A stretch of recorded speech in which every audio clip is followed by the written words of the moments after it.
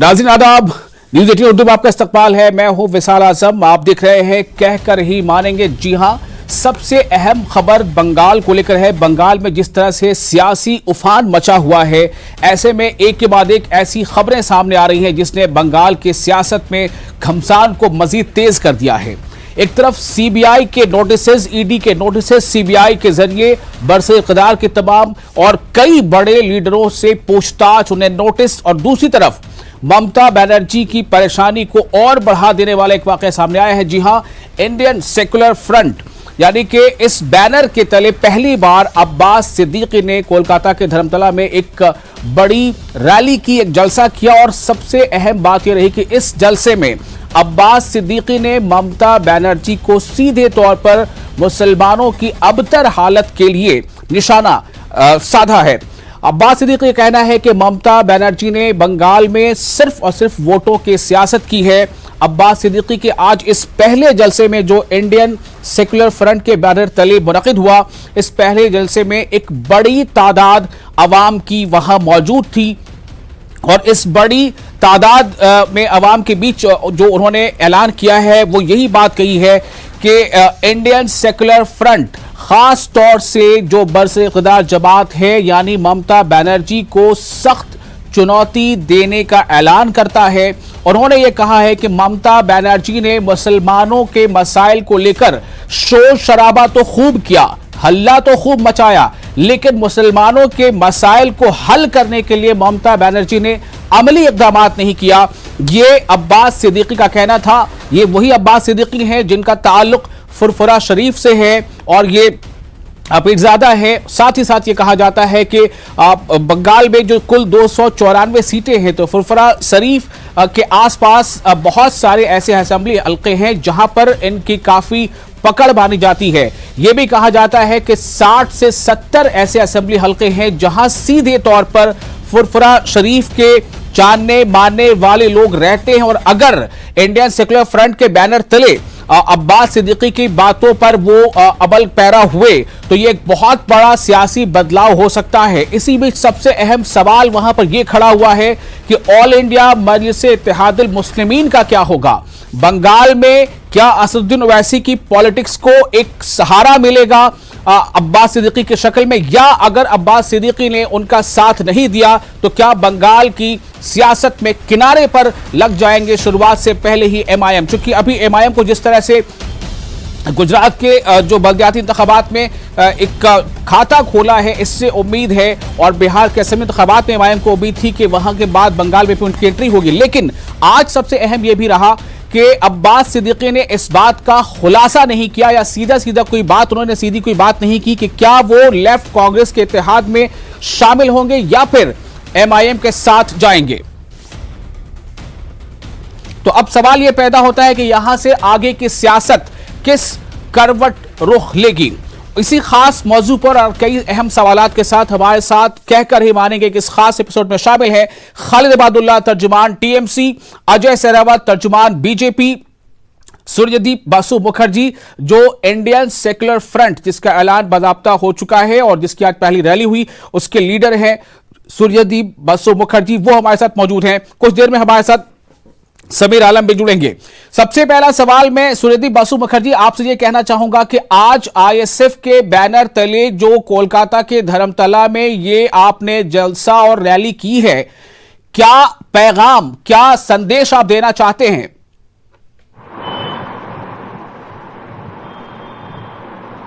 अच्छा, शुरू करने से पहले तो मैं कुछ बात बता दूं। पहले सबको यहाँ पे बहुत बहुत मेरी तरफ से नमस्ते, नमस्कार जी, और अभिनंदन जो भी यहाँ पे डिग्निटरीज प्रेजेंट है।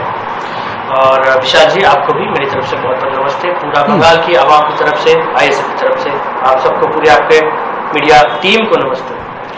तो हम लोग का जो आपका जो सवाल है, अगर उस पर हम आते हैं, उससे आने से पहले दो बात मैं पहले कहना चाहूँगा। पहले तो ये हमारा पहला जलसा नहीं है, इससे पहले बहुत सारा जलसे हो चुके हैं, शायद वहाँ पे आप लोग का कवरेज नहीं हुआ होगा। लेकिन कोलकाता के धर्मतला में आईएसएफ के बैनर तले क्या ये पहला जलसा नहीं है? नहीं, ऐसी बात नहीं है। पूरा वेस्ट बंगाल में हम लोग जलसा कर रहे हैं। कोलकाता वहाँ पे हम लोग का एक जंक्शन पॉइंट था, वहाँ पे आज हम लोग बड़ा जलसा किया है। ऐसा नहीं है कि जलसा नहीं हो रहा था, पहले से चल रहा था। और दूसरी बात जो आपका सवाल है, ISF का जो बैनर में आज हम लोग का जलसा हुआ है कलकत्ते में, उसके बारे में अगर मैं बताता हूँ। देखिए हम लोग, ये मेरा मानना है, हमारे पीरजादा साहब अब्बास सिद्दीकी साहब का भी मानना है, हमारे चेयरमैन साहब नौशाद सिद्दीकी साहब का भी यही मानना है कि हमारा बंगाल में जो भी माइनॉरिटीज है, माइनॉरिटीज के साथ जो यहाँ का जो सरकार है वो पूरा बिट्रेल की है, धोखेबाजी की है। जो काम वो लोग बोले थे वोट के पहले, ये आवाम के लिए करेंगे, बंगाल के आदमी के लिए करेंगे, बंगाल के लोगों के लिए करेंगे, ये उस पर खरे नहीं उतर पाए। हो सकता है कई कई जगह पे कुछ काम हुआ है, लेकिन इसका मतलब ये तरीके से डेवलपमेंट को हम लोग लेकिन कैलकुलेट नहीं कर सकते। कहीं पे हम कुछ साइकिल दे दिए, कहीं पे कुछ हम अकाउंट खुलवा दिए, कहीं पे कुछ कार्ड दे दिए, इससे हम लोग डेवलपमेंट के बारे में बात नहीं कर सकते। अब शिक्षा में देखिए, आप अस्पताल में देखिए, अब हर जगह में देखिए, नौकरी में देखिए, Bengal government is a total failure. जी, यही बात है ना। और मुस्लिम एपीजमेंट, ये जो बात है ना, मुस्लिम एपीजमेंट पॉलिसी, ये वाला बात मैं थोड़ा गैर फरमाना चाहूंगा। इसमें क्या है, माइनॉरिटी मतलब सिर्फ मोहम्मद और सिर्फ मुस्लिम नहीं होती है। Right. I want to focus, please notice of this fact. Minority का मतलब सिर्फ मुस्लिम नहीं है, यहाँ पे आदिवासी है, ST है, OBC है, कुछ ऐसे घर के हिंदू भी है जो लोग अपना काम नहीं कर पाते, वो लोग को भी मैं बोलना चाहूंगा, वो लोग माइनॉरिटीज में है जो लोग अपना पेट नहीं पाल सकते अपने परिवार को। तो हम लोग ये सब मिला के जो हम लोग का जो आज पॉलिटिकल पार्टी बना है, जिसका नाम है इंडियन सेकुलर फ्रंट, इसीलिए इसका नाम है Indian secular front. Indian secular front क्या मकसद है, ममता ने कहां कमी की और इनके दायरे में कौन कौन है? बहुत साफ तस्वीर है। TMC से खालिद इबादुल्लाह हमारे साथ मौजूद हैं। खालिद, क्या जवाब देंगे आप इसका? पहला सवाल तो यही है, पहला इल्जाम यह है कि ममता ने मुसलमानों के लिए शोर तो बहुत मचाया, काम नहीं किया। दूसरा यह कि मुसलमान माइनॉरिटी नहीं है, बल्कि कई ऐसे तबके हैं जो माइनॉरिटी में हैं। क्या यह TMC को और कमजोर कर देगा, जैसा कि बीजेपी का दावा है?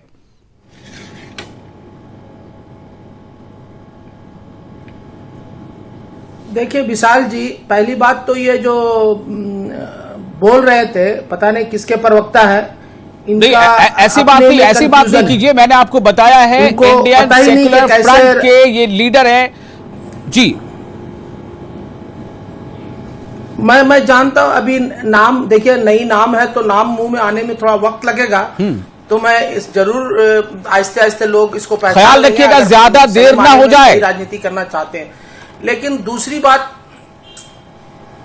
देखिए आप तो बोलने ही नहीं देना चाह रहे। मुझे लगता है कि ये लोग जिस तरह से बीजेपी के इनको सर पे बीजेपी का हाथ है, उसी तरह आप भी धीरे धीरे उनको ही हाथ रख रहे हैं क्या? तो कहीं ना कहीं मुझे भी थोड़ा सा डर लग रहा है कि आपसे बात करूं, कैसे करूं। बिल्कुल, आप खुलकर बात कीजिए। चाह रहा हूं कि आज के दिन में जो ये लोग ये जो फ्रंट बनाए हैं जी, ये फ्रंट हर वो नागरिक हिंदुस्तान के फ्री और सेकुलर कोई भी आदमी अपने डेमोक्रेसी पे अपना काम कर सकता है, उसमें कोई रुकावट नहीं। और ममता बनर्जी क्यों रोकेगी? लेकिन ये क्लियर कट पिक्चर सामने आ जा रहा है कि ये लोग जिस तरह से ये वोट किसके वोट चाह रहे हैं। ये तो कभी दलित का वोट कभी मिलेगा नहीं। आप मैं यहाँ पे गारंटी के साथ लिख के दे रहा हूं, इनको दलित वोट ना मिलना है ना मिलेगा। ये वोट सिर्फ और सिर्फ मुसलमानों का डिवीजन करना चाह रहे हैं।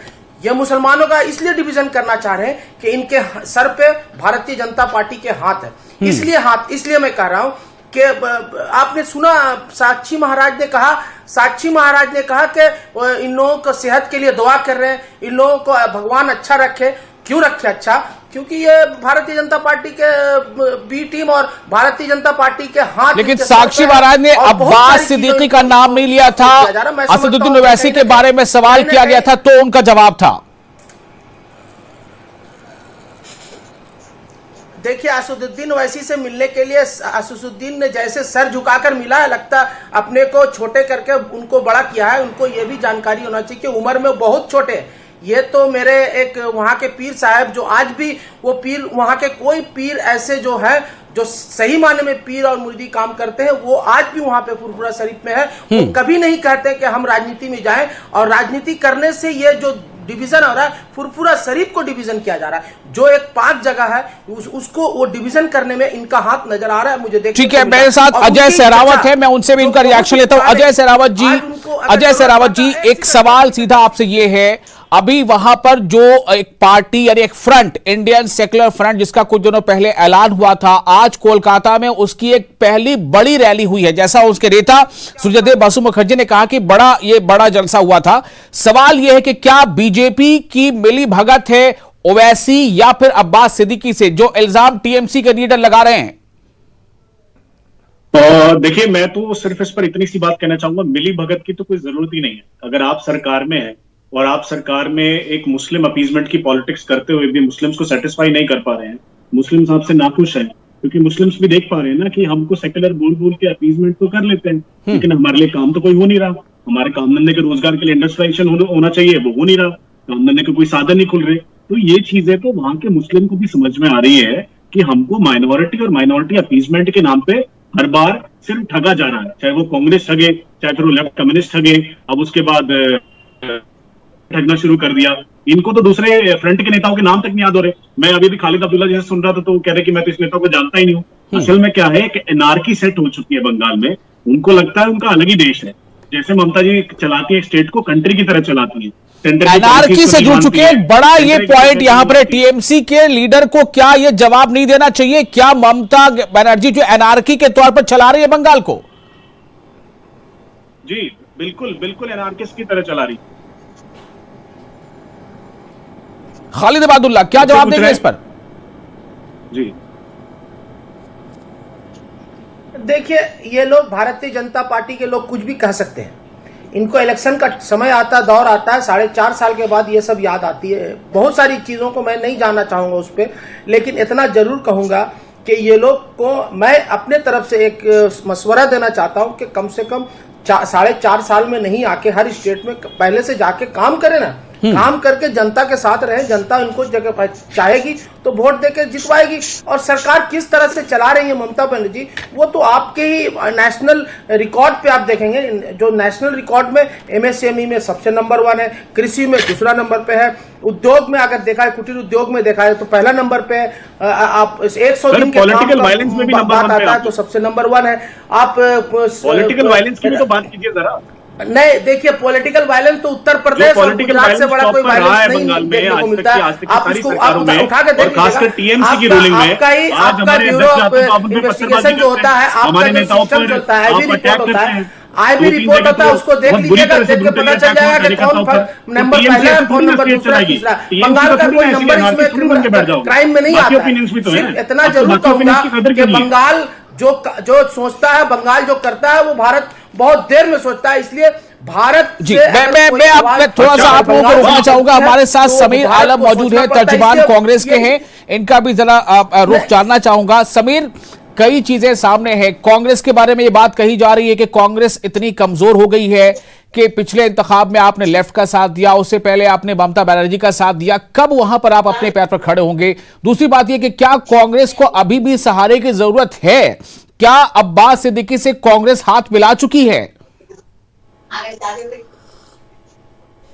सबसे पहली बात यह कि कांग्रेस है कि जब भी बंगाल में कोई भी तानाशाही होगी, कांग्रेस उसके खिलाफ खड़ा होगा और हर सेकुलर फोर्स को लेकर हम लोग अपनी लड़ाई लड़ेंगे। 2016 में भी हम लड़े थे लेफ्ट के साथ, और लेफ्ट के साथ सिर्फ 2% वोट हमारा कम था, वरना हम सरकार में रहते हैं। और रही बात कि खालिद अब्दुल्ला साहब अभी कह रहे थे कि हर चीज में नंबर 1 है, मैं इनसे पूछना चाहता हूं कि ये माइनॉरिटी की बात करती है ममता बनर्जी, आप बताइए कि माइनॉरिटी आज कितने % मुसलमानों को बंगाल में नौकरी है? इनसे जरा सा पूछ लीजिए। पूरे देश में सबसे खराब हालत बंगाल में है। शक्षक कमेटी की रिपोर्ट थी कि बंगाल में मुसलमानों की हालत बद से बदतर है।